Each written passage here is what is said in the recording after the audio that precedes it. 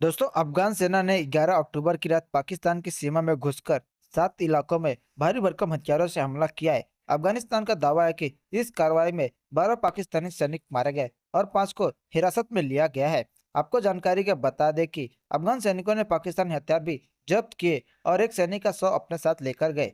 वहीं जौवी कार्रवाई में पाकिस्तान ने भी मोर्चा संभाला, जिसमें दोनों देशों की सेनाओं के बीच करीब 3.5 घंटे तक गोलीबारी चली। आपको बता दें कि ऐसे में समझने की बात यह है कि आखिरकार तालिबान लड़ाकों के पास ऐसे कौन से हथियार है और वो पाकिस्तानी आर्मी के सामने कितने दिन टिक पाएंगे। आपको बता दें कि पाकिस्तानी और अफगानिस्तान दोनों ही दक्षिण एशिया के ऐसे देश है जो लंबे समय से गरीबी, राजनीतिक अस्थिरता और आतंकवाद की मार झेल रहे हैं। दोनों देशों की सीमाएं एक दूसरे से जुड़ी है और दोनों देशों पर पिछले कुछ दशकों में कई बाहरी ताकतों का असर पड़ा है। जहां पाकिस्तान 1947 में एक स्वतंत्र देश के रूप में अपनी सरकार बनाता बिगड़ता रहा है, वहीं अफगानिस्तान ने भी 2021 में अमेरिकी फौज को बाहर निकालने के बाद तालिबान ने सत्ता पर कब्जा जमाया और इस्लामी अमीरता की सरकार बनाई है।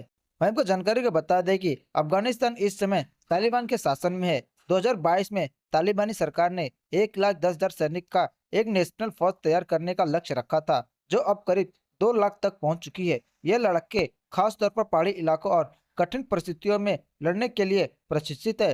गुरिल्ला युद्ध में ये माहिर है, यानी आम फौज की तरह नहीं बल्कि अचानक हमला, पीछे छिपकर वार करने और तेज मूवमेंट की रणनीति अपनाने में माहिर है। अफगानिस्तान की सबसे बड़ी कमजोरी उनकी तकनीकी कमी है। तालिबान के पास अपना कोई आधुनिक हथियार उत्पादन तंत्र नहीं है। उनके पास जो हथियार है वो तो अमेरिका से छोड़े गए हैं या फिर रूस और सोवियत दौर के पुराने हथियारों से मिले हैं। रिपोर्टर के मुताबिक अफगान सेना के पास सैकड़ों अमेरिकी और रूसी टैंक है। अफगानिस्तान के पास कोई सक्रिय फाइटर जेट नहीं है। 2016 से 2018 के बीच अमेरिका ने उससे A-29 नामक हल्के अटैक एयरक्राफ्ट दिए थे, जिसकी संख्या लगभग 26 बताई जाती है। इनके पास कुछ अमेरिकी हेलीकॉप्टर और ड्रोन भी है। आपको बता दें कि लेकिन ये बहुत सीमित स्तर पर काम करते हैं। अगर आसमान जंग की बात करें तो अफगानिस्तान की ताकत बहुत सीमित मानी जाती है। मिसाइल ताकत के मामले में भी अफगानिस्तान पीछे है। उनके पास सोवियत जमाने की पुरानी बैलिस्टिक मिसाइल है, जो अब तकनीकी रूप से अप्रभावित मानी जाती है।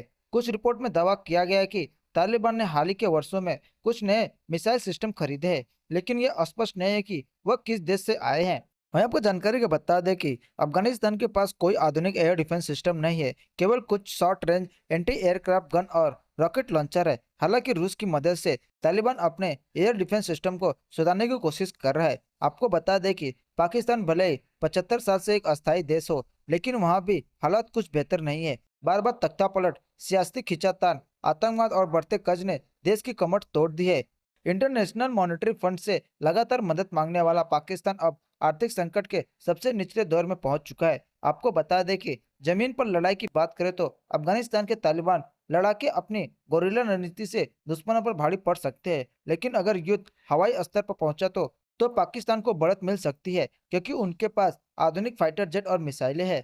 फिलहाल दोनों देशों के पास युद्ध का खर्चा उठाने की हालत नहीं है, लेकिन अगर सीमा पर तनाव बढ़ता है तो यह टकराव पूरे दक्षिण एशिया के लिए खतरा साबित हो सकता है। दोस्तों, आपको ये वीडियो कैसे लगा आप में कमेंट कर जरूर बताएं और बॉलीवुड से और ऐसे एंटरटेनमेंट